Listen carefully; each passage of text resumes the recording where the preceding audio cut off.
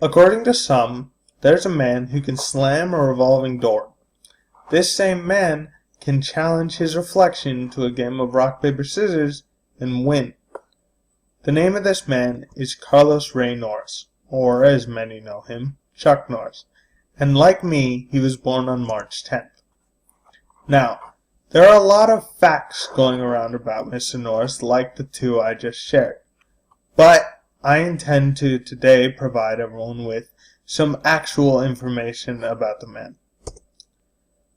First, it's important to note that, according to some sources, he wasn't originally the man everyone knows him as today.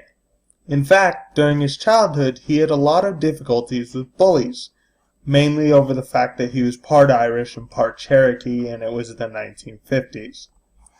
But, upon entering the Air Force, he became more like the man everyone knows him as, in that he learned how to fight and earned the nickname Chuck.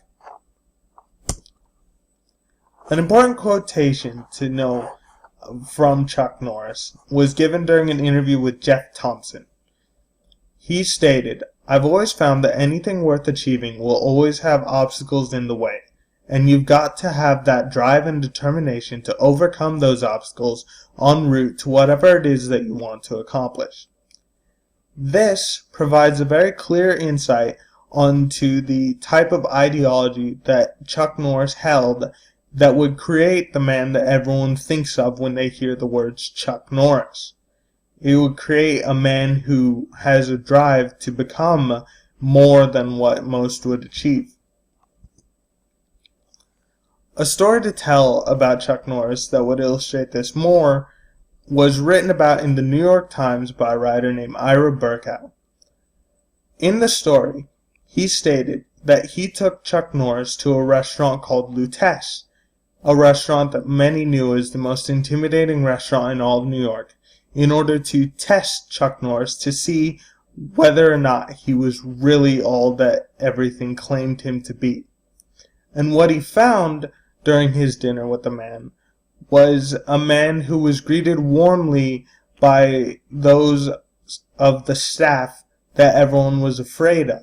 A man who the staff was in fact afraid of instead, in that they were afraid to ask him for an autograph, even though he was more than happy to do it.